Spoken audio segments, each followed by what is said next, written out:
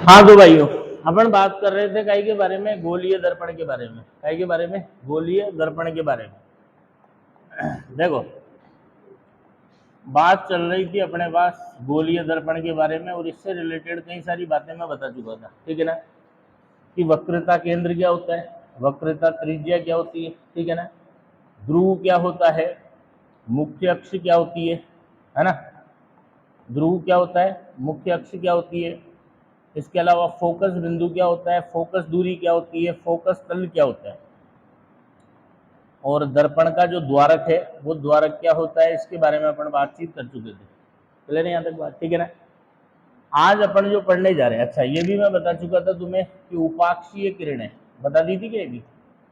हाँ, उपाक्षीय किरणें, इनको इंग्लिश में बोलते हैं क्या? Paraxial raise. कौन सी रेज?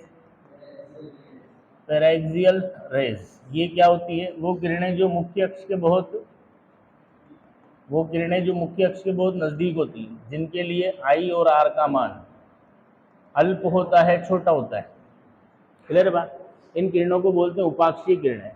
और एक अपन ने बात की थी मार्जिनल रेज। कौन सी रेज? मार्जिनल रेज बोले तो पराक्षीय किरणें। कौन सी किरणें?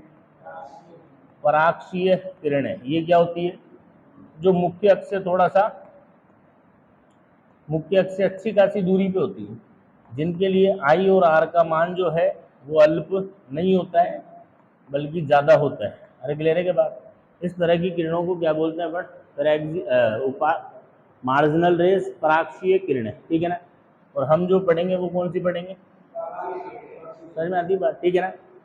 तो आओ अब एक डेरिवेशन अपन शुरू करते हैं, जिसका नाम है गोलीय दर्पण की वक्रता त्रिज्या और फोकस दूरी में संबंध, ठीक है ना। देखो बेटा, तो बात करते हैं अपन गोलीय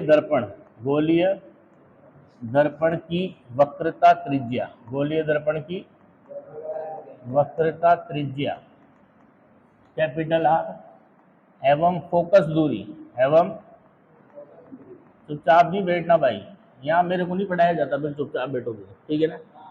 हाँ जी, वक्रता त्रिज्या कैपिटल आर और फोकस दूरी स्मॉल एफ में संबंध, ठीक है ना। ये संबंध अपन क्या करने वाले हैं? विस्थापित करने वाले हैं। समझ में आती है यहाँ तक बात, ठीक है।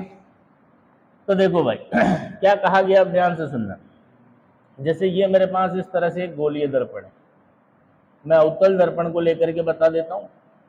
सेम कहानी उत्तल दर्पण के लिए भी लागू होगी। तो मान लो मैंने ये एक उत्तल दर्पण ले लिया, क्या ले लिया? समझ में आती बात? यहाँ कहीं पे क्या होगा, इस गोले का कटा हुआ पार्ट है, तो यहाँ कहीं पे इसका वक्रता केंद्र होगा, ठीक है ना। ये एकदम दसा हुआ पॉइंट, इसको बोलेंगे अपन इसका ध्रुव। क्लियर है बात? और इन दोनों को मिलाने वाली जो रेखा है ये हो जाएगी हमारी मुख्य अक्ष। क्या हो जाएगी? ये हो गई हमारी मुख्य अक्ष। कोई दिक्कत नहीं यहाँ तक।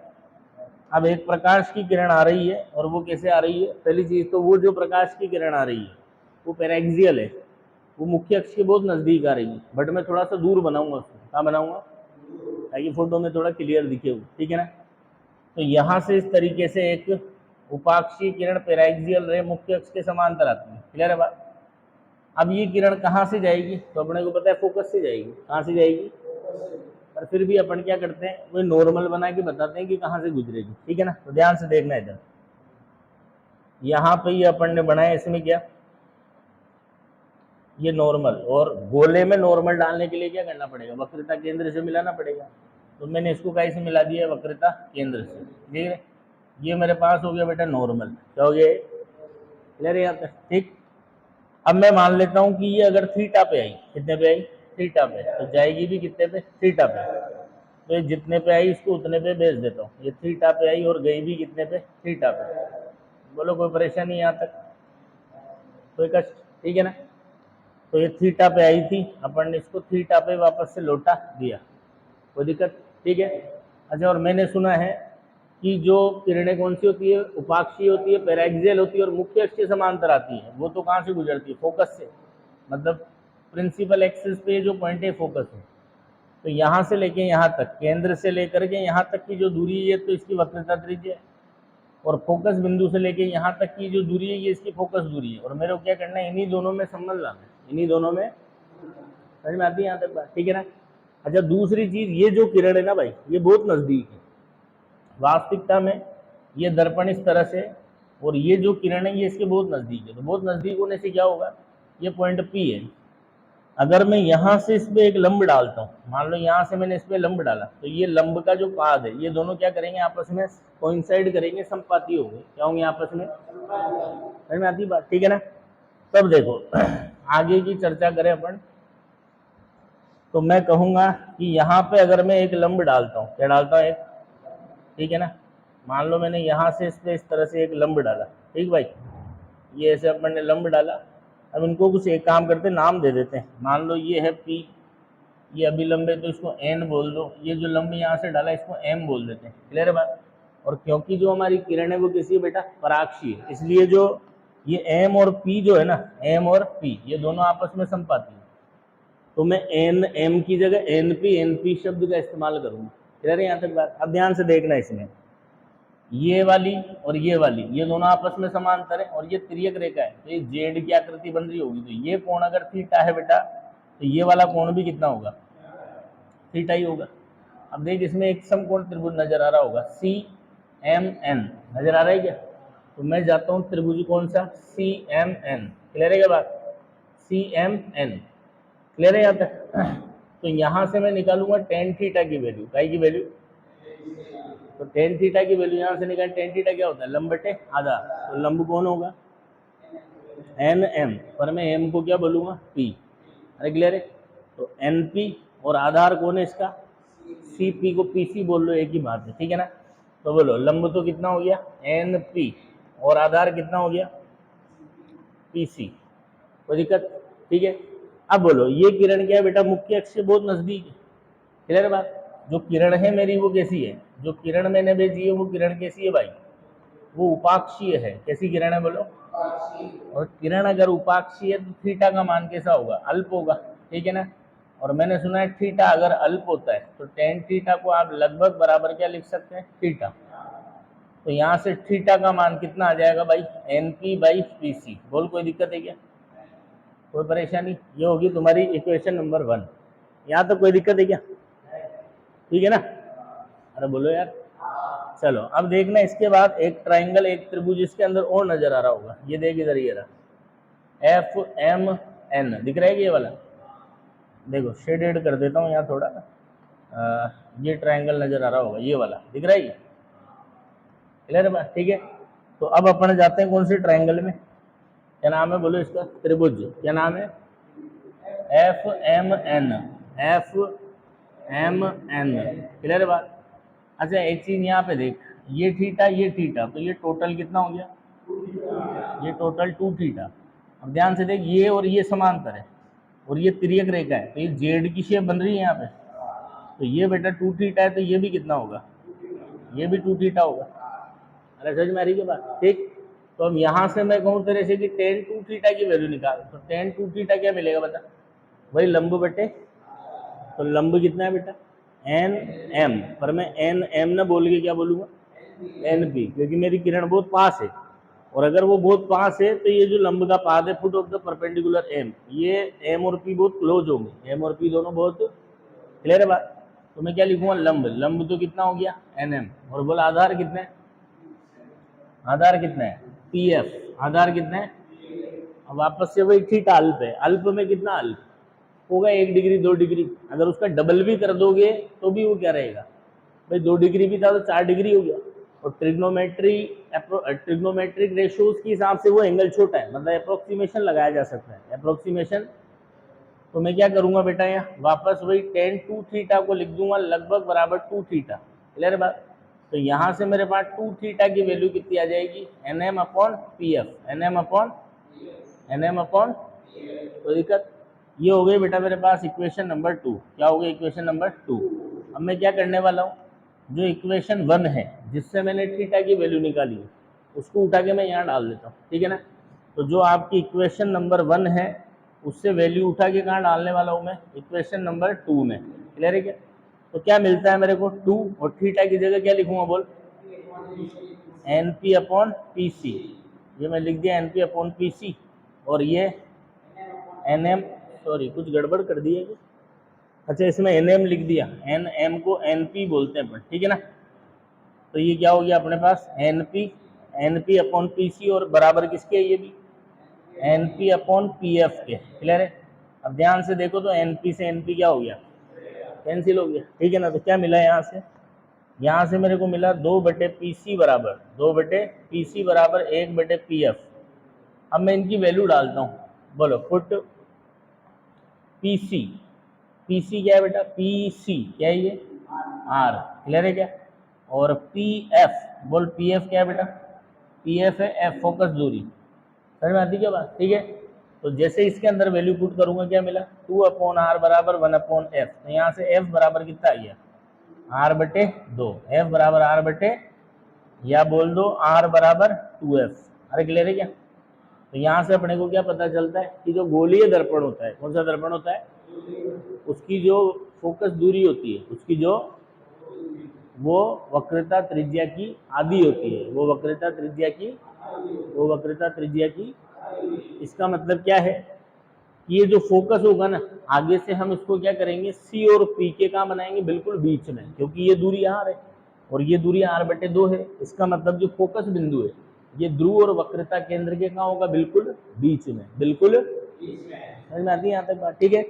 तो सभी रट लेंगे, फोकस दूरी, गोलीय दर्पण की फोकस दूरी वक्रता त्रिज्या की, गोलीय दर्पण की फोकस दूरी वक्रता त्रिज्या की, भारत माता की, गोलीय दर्पण की फोकस दूरी वक्रता त्रिज्या की आधी, क्लियर है यहाँ तक बात, ठीक। चलो अब देखो कोई दिक्कत है क्या यहाँ तक। अब इसके ऊपर क्वेश्चंस की अगर मैं बात करूं, ठीक है ना, तो क्वेश्चंस बिल्कुल लल्लू लल्लू बनेंगे और बोर्ड एग्जाम में आ भी सकते हैं। एक डायरेक्ट क्वेश्चन तो ये फिल इन द ब्लैंक्स में आ जाएगा, ठीक है ना, कि किसी गोलीय दर्पण की फोकस दूरी वक्रता त्रिज्या की डैश डैश डैश होती है, तो क्या लिखोगे, आधी होती है। एक तो इस तरह का क्वेश्चन बन सकता है, ठीक है ना। दूसरा ऑब्जेक्टिव में अगर वो बनाना चाहे तो इसे बोल देगा गोलीय दर्पण की वक्रता त्रिज्या R है और फोकस दूरी F है और 4 ऑप्शन दे देगा, क्लियर है क्या। कितने ऑप्शन दे देगा, 4। एक में बोल देगा F बराबर R है, एक में बोल देगा F बराबर R/2 है, एक में बोल देगा F बराबर 2R है, एक में बोल देगा F बराबर R/4 है। तो राइट आंसर क्या होगा, बोर्ड लेवल पे ऐसे आएंगे, इससे ज़्यादा कुछ नहीं आएगा। अरे समझ में आती बात। या ज़्यादा से ज़्यादा थोड़ा सा न्यूमेरिकल बनाना चाहे तो वैल्यू दे देगा।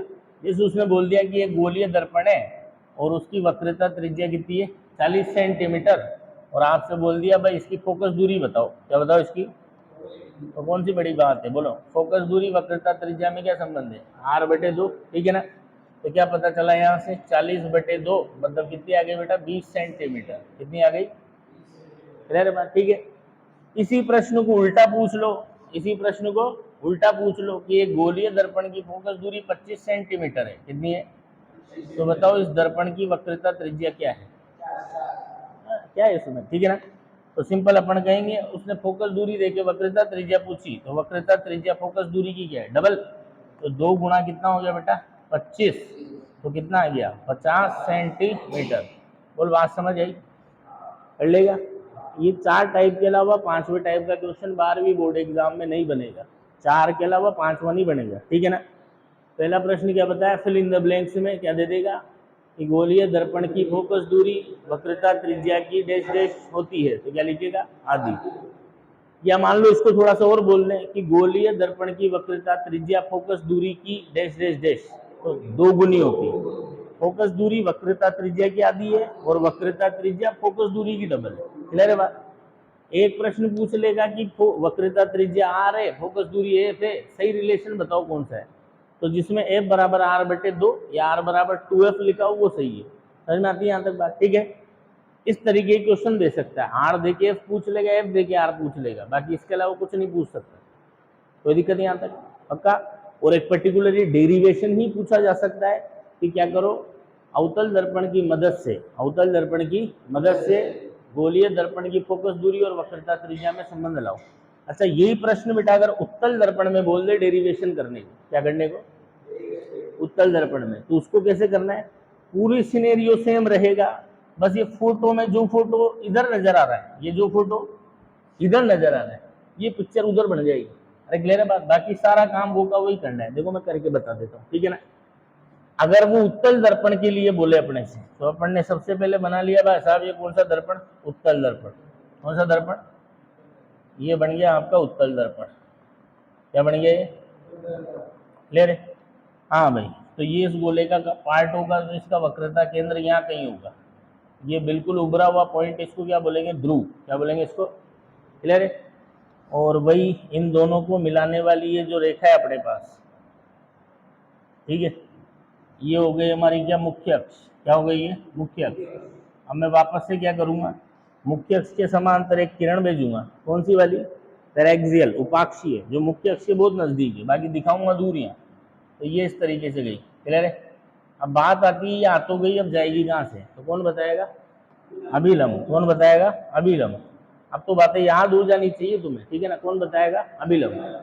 हाँ जी, गोले के केस में अभिलंब कहाँ से बनता है? वक्रता केंद्र से। तो इस पॉइंट को किससे मिला दो? वक्रता केंद्र से। कोई दिक्कत है क्या भाई? तो हम कहेंगे कि भाई ये थीटा कोण पे आई है। कितने कोण पे आई है? थीटा पे। तो जाएगी भी कितने पे? अगर ये थीटा पे आई है तो जाएगी भी थीटा पे। तो थीटा पे भेज देते हैं इसको, है ना? तो थीटा पे आई, थीटा पे अपन ने इसको क्या कर दिया? यहाँ से भेज दिया, ठीक है ना? अरे बोलो। तो अब अगर इसको पीछे की तरफ बढ़ाया जाए, कहाँ की तरफ बढ़ाया जाए? पीछे की तरफ, ठीक है ना? तो पीछे की तरफ बढ़ाने पर ये हमें यहाँ कहीं कट करती हुई लगेगी। क्लियर बात? और ये भी हमें पता है, ये जहाँ कट करती हुई लग रही है इसी को बोलते हैं फोकस। क्या बोलते हैं इसी को? अरे क्लियर है क्या? क्योंकि फोकस की परिभाषा क्या है?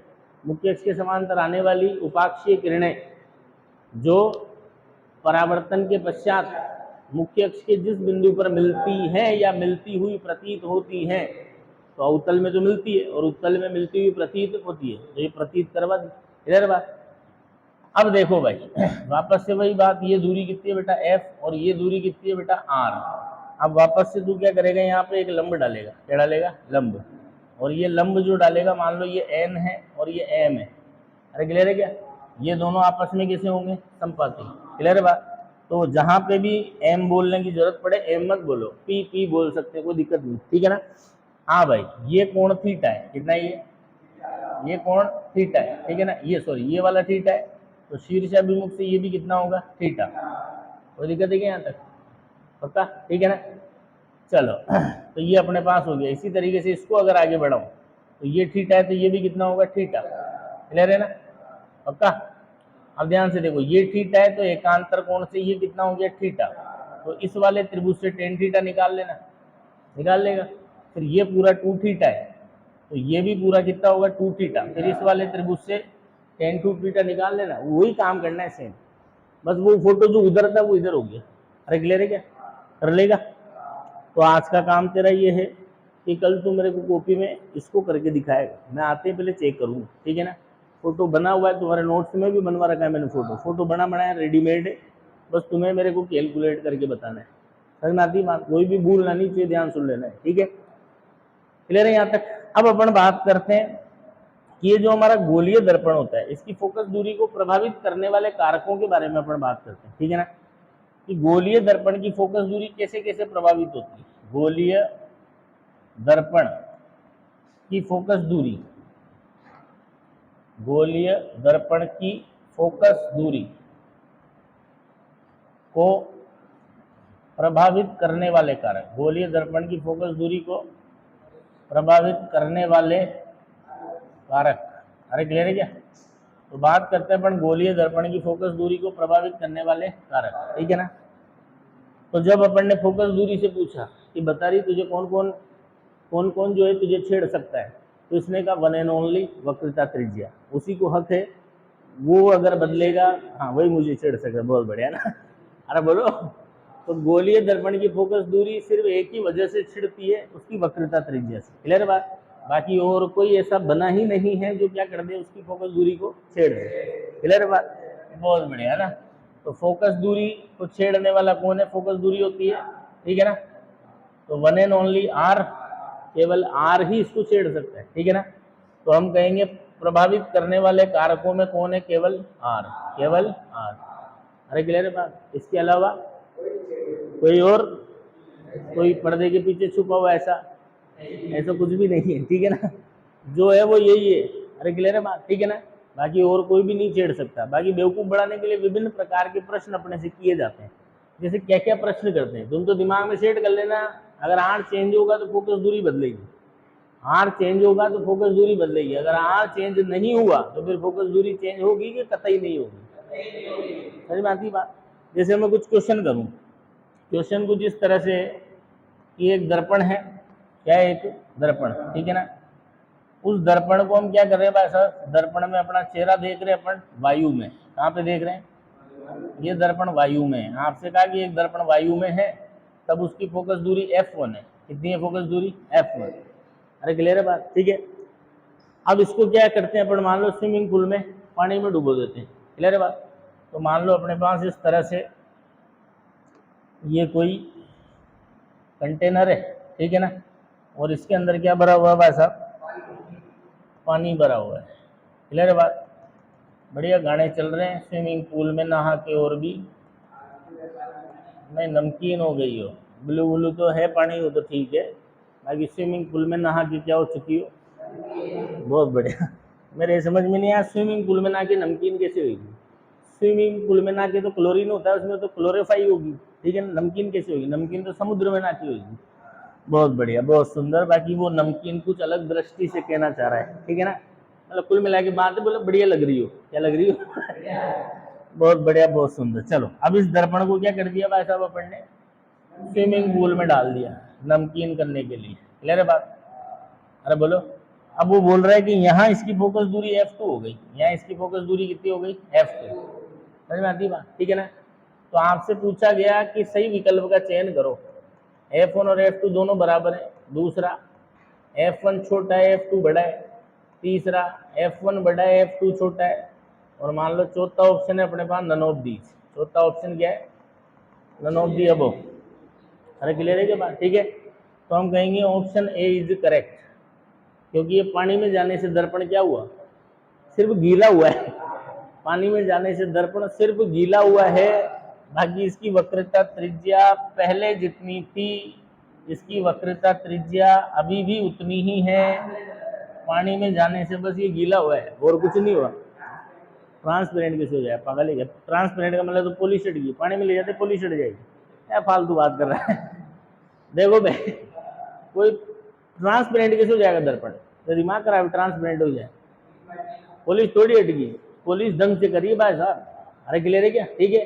तो पानी में दर्पण के जाने से क्या होता है, सिर्फ दर्पण गीला होता है, बाकी फोकस दूरी पे कोई फर्क नहीं पड़ता। क्लियर है बात। तो कभी अगर इस तरह का प्रश्न आए तो आपको जवाब देना है कि फोकस दूरी पे कोई फर्क नहीं पड़ेगा। क्लियर है बात। अच्छा, इसी तरह के प्रश्न आगे लेंसों में पढ़ेंगे अपन। क्लियर है बात। तो लेंस के बहुत सारे हैं, लेंस के बहुत सारों से रिलेशन है, ठीक है। दर्पण का केवल और केवल एक से रिलेशन है, बोला आर, ठीक है। मेरे लिए जो हो सिर्फ तुम ही हो, तुम्हारे साथ अगर कुछ होगा तो मेरे साथ कुछ। अरे क्लियर है।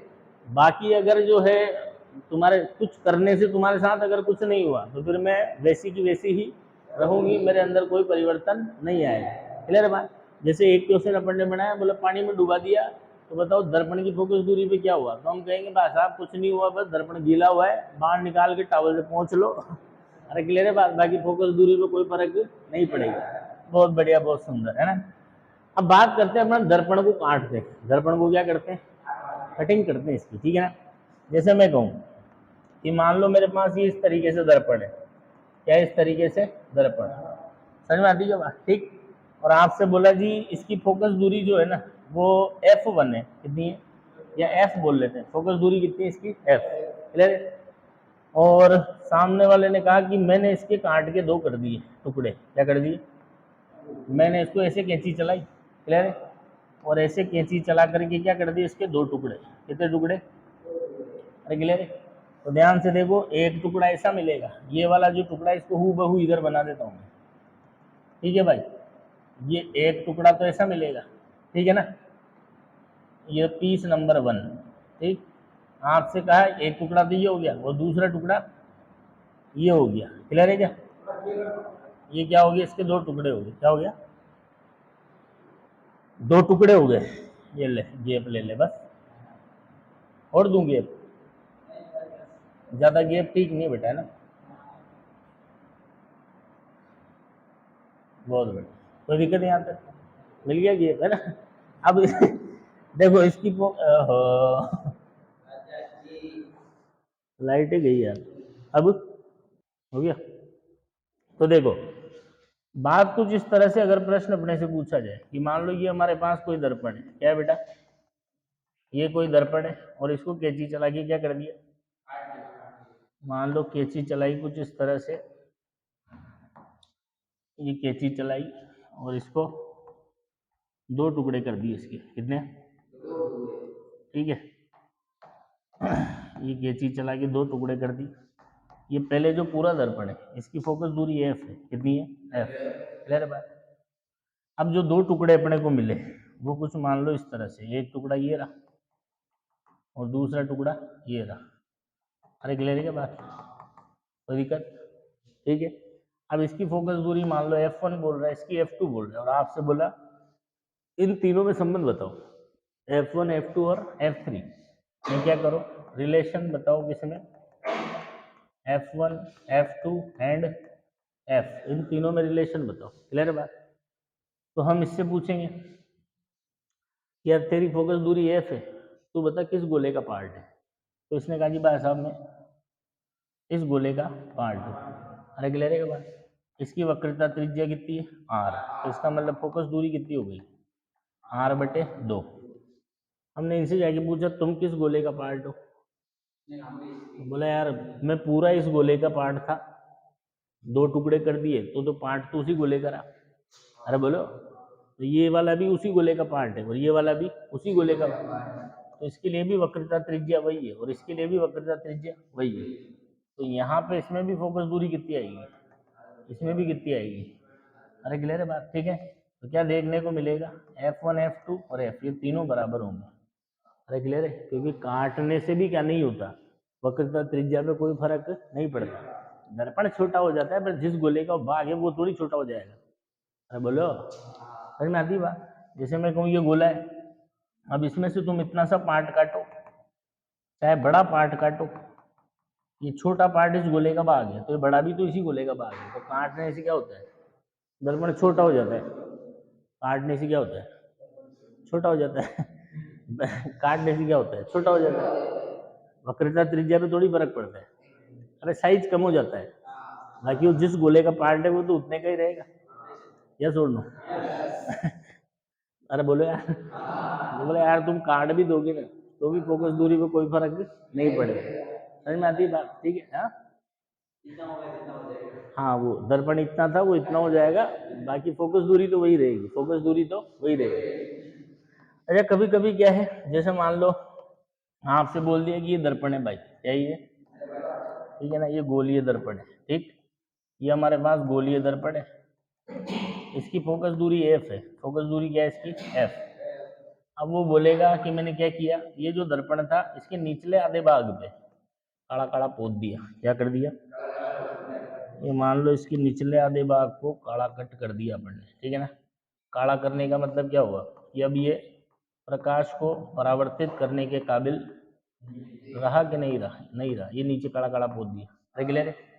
ये यहाँ कर दिया अपन ने इस पर ब्लैक पेंट, ये चालू तो है ना, ये अपन ने कर दिया इस पर ब्लैक पेंट, क्लियर है। अब आपसे पूछा बताओ फोकस दूरी पे क्या फर्क पड़ेगा, तो वही कहेंगे हम, यार ये है तो उसी गोले का पार्ट, ये है तो उसी गोले का पार्ट, ठीक है। काढ़ा हुआ तो क्या हुआ, है तो उसी गोले का पार्ट, तो वक्रता त्रिज्या इसकी भी क्या है, आर है, और इसकी भी क्या है, आर है, तो इसकी भी फोकस दूरी R/2 है और उसकी भी फोकस दूरी R/2 है। अरे क्लियर है क्या बात। तो कुल मिला के कहने का मतलब सीधा सीधा सा ये है कि वक्रता त्रिज्या अगर नहीं बदलेगी तो गोलीय दर्पण की फोकस दूरी पर कोई फर्क नहीं पड़ेगा, क्लियर है बात।